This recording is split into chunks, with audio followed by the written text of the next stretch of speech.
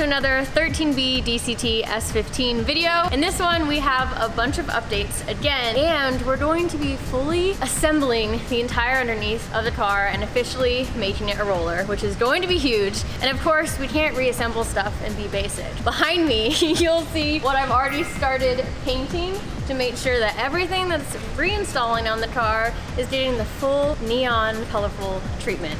So there's a few more things that I need to paint and finish powder coating, and then we'll start the reassembly. Everything that you see hanging up here is basically all of the parts that have seals or plastic or something inside of them, so they can't be powder coated, but we still need the neon treatment and we need the color. So I ended up just painting them with House of Color Neon Chartreuse. You gotta do the white base first, then add the color, then do the clear, and everything looks so good. I'm really proud of this. This actually took many days because we kept losing power here at the compound. It was definitely scary painting at midnight and everything going black in here and thinking there's a ghost here and I'm the only one here, but we got it done. I put 2 layers of clear on it and I think it turned out pretty good. Yeah, it looks nice. So these are all the parts that are gonna be the neon yellow. Still have to powder coat a few more things pink, and then we should be ready. Riley's stoked. All right, so now we are back in the powder coating booth. Everything that's hanging up right now is gonna get more of our SASSY Prismatic Powders pink color that I love so much.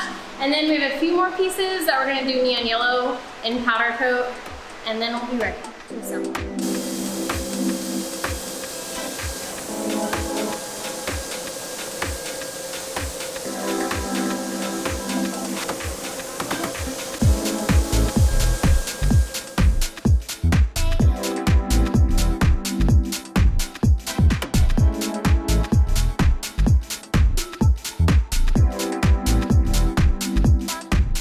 All right, so we just got a 350 Z diff with the 3.5 ratio from the Z plug over in Kissimmee. We are gonna weld this diff. It is currently an open diff.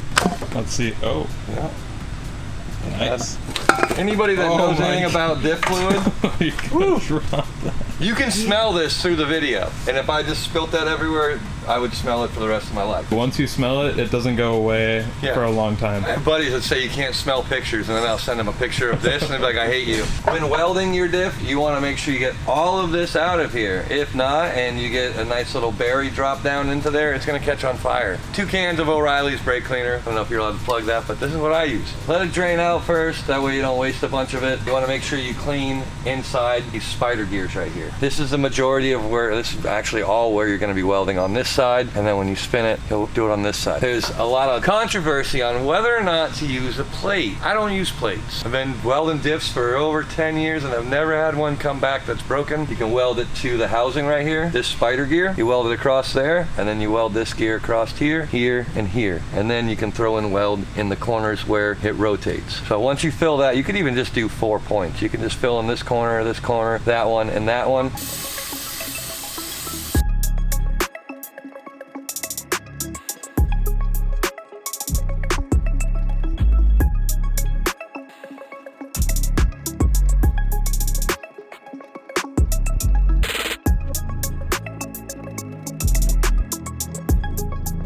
All right, so as you can see, car has pretty much nothing left in it. We got the engine out, the gas tank out, all the heat shields and everything off the gas tank straps. Everything that needs to get painted or powder coated is off the car now, so we can at least update that. And we are getting ready to steel it, the whole underbody of this chassis. So Cricket is taping off all of our random holes so we don't get blow through. We are going to be steeling the inside of the front wheel wells, the whole underbody of the car, the rear wheel wells above where the gas tank is, and so anywhere we see rust and stuff, we'll wire wheel down to prevent anything from happening. That way, when we assemble everything, we can put it together once and be done. I say once, but we already took it apart again. But at least all the suspension stuff can go in there one time, and then we won't have any more problems. We only put it in and out like 3 times, so it's not really up to our 30 in and out. What's the engine pull board thing saying? Here, 7. Not too bad. In and out, yeah. It'll stay at 7 because we count it in and out. So this is our 7th out.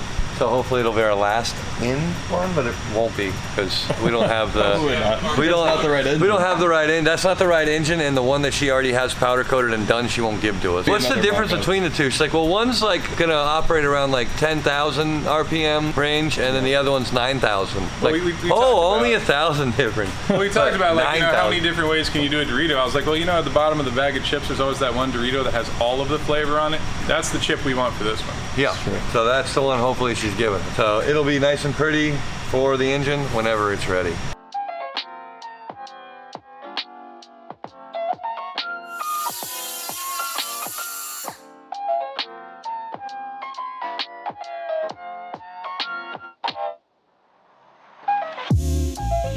So everything has been painted and powder coated. Chris and Cricket prepped the underneath of the S15. Now we're about to go in with some black steel it. And there's still a lot of glitter on my lens. I get distracted with it every now and then. Shiny bokeh. Yeah, does it? Can you notice the difference? No. Wait, look in the light. You don't see? Look into the light. What about this light? Yeah, there's no glimmer. I swear it's there. Not talking about glitter. This is our black steel it. I was torn if I wanted to use steel it or do like rhino liner. I feel like it's gonna be easier to see any potential oil spills or issues or things if it's just steel it and more flat. And then we can also touch this up whenever we need to. Let's get it.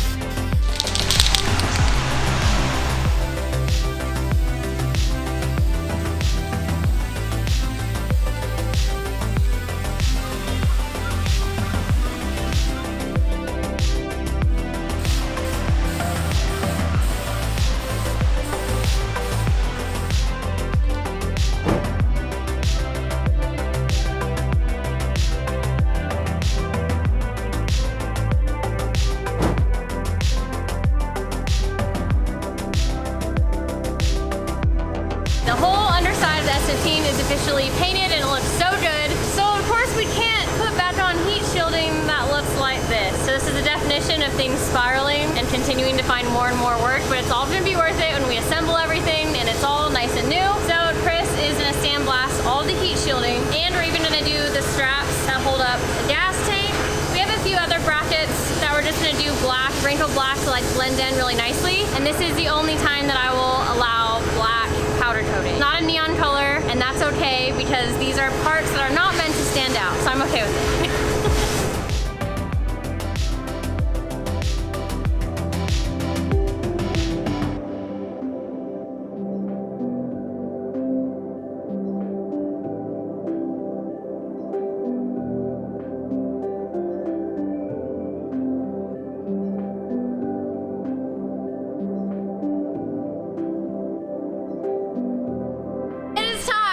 It is officially assembly day. We are done cleaning, sanding, prepping, painting, powder coating, and it was so worth it. Just look at that.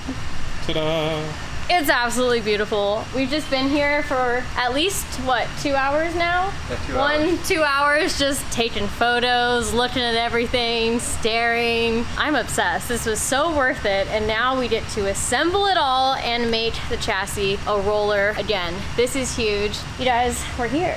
We're here. It's the exciting part because everything looks pretty good together one last time and then go in the car. And seeing it all come together, because all I saw was just random powder and bits and colors, and finally seeing everything laid out coming together makes me so freaking happy. I absolutely love the Neon Princess treatment that has been done on this thing, and I think we need to start doing it to a lot more cars. As much as I want to keep everything just laid out and looking beautiful on the ground, we're gonna get to work now and start in the rear, assemble the rear subframe, and then when we move to the front, I'll talk to you guys more about the angle kit from OMD Parts that is going on this car and the complete setup that we got from them weeks ago now. It's all pretty and powder coated now, but I'll talk to you more about it then. All of this is a mixture of methods to get this final result. We use both paint, powder, and a little bit of rattle can. Okay, so we did the whole steel it underneath, and then a couple pieces, I think only the diff, we did steel it as well, since I didn't want to bake all the internals of that. For the paint, we use House of Color Chartreuse Neon. That is my go-to. If you see neon anywhere in its paint, that's what it is.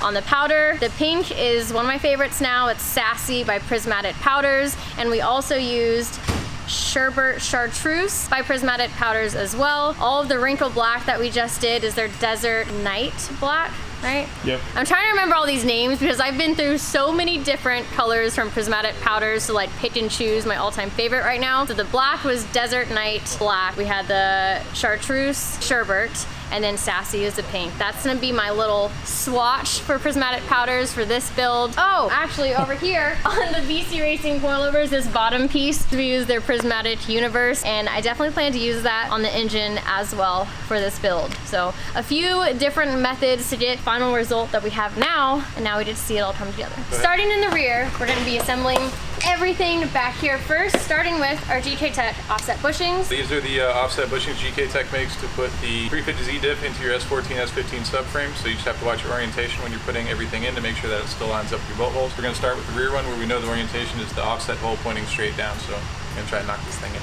And the best thing about all this stuff from GK Tech and all the adapters they make is that you just swap in the 350Z diff and axles, and there's no custom anything that's necessary or needed, so it makes it a lot easier. Where's the level one? Hold on, where's Level one is by hand. Level 2, rubber mallet. Level 3, big boy hammer. Level 4, ball joint press. Level 5, grown man press. Currently, we're on level 5. Yeah, we're on level 5. 5's gonna work. 5 always works.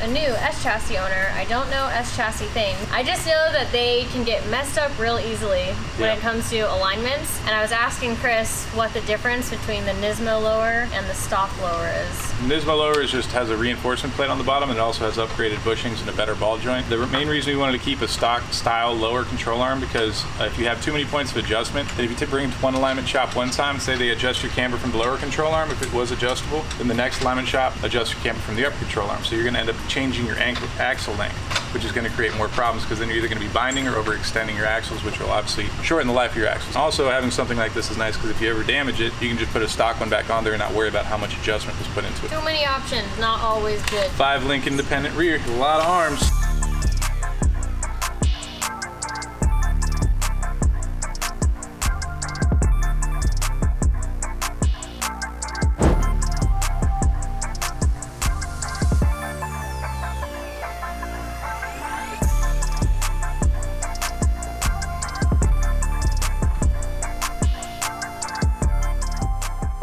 So this is definitely the nicest car underneath that I have. Like, look how clean. This is too nice. It's almost uncomfortable.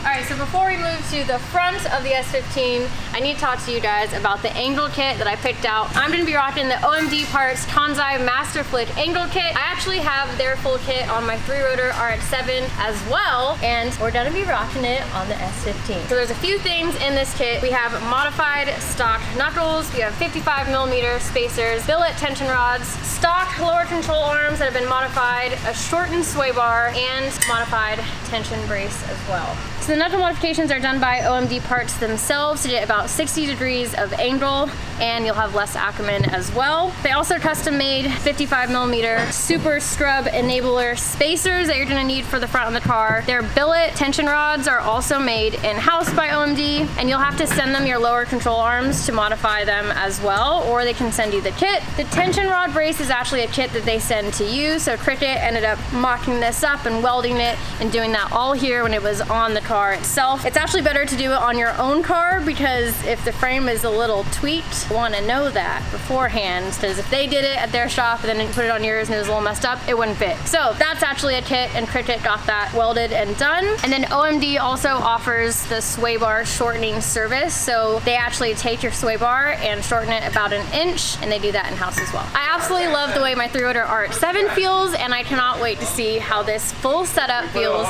on the S15. I've actually known Martin and Steve at OMD Parts for many years now. They're incredible engineers, fabricators, amazing minds. I love the way my 3-rotor RX-7 feels with their full kit on it, and I can't wait to see how the S15 feels with all this. Now, we did of course give this a makeover. It doesn't come just all neoned out, but maybe if you ask them nicely, maybe they can do it for you. I don't know. Yeah, do something cool with the green screen. Use it. Like Use put the Mario green screen? Kart Yeah, racing, or where do you want it? In the middle? Something anime and like Initial D and Neon and Sailor Moon and like fairy dust or something. I don't know. Something crazy. Done. Sick. I hope you like it. It was so good. Oh my God, it was amazing. Good job.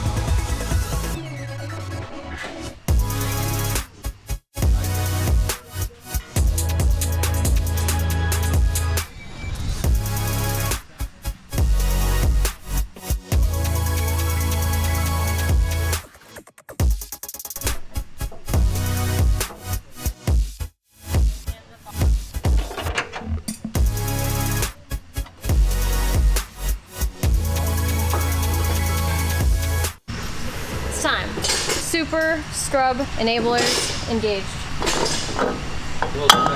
Nice. Now you can have all the scrub. Yep. Wait, did you just enable the scrub? Scrub has been enabled. The scrub. Yeah. You enabled the scrub? He felt it from way back there.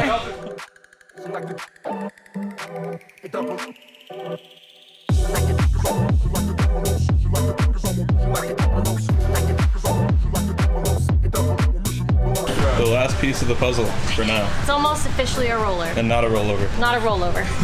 Take one last good look. It looks really cool with the white wheels. We like them? Yeah, Chris does too. I want to see it with both calipers on the back. Pop that bad boy up. Everything will be fine. Damn.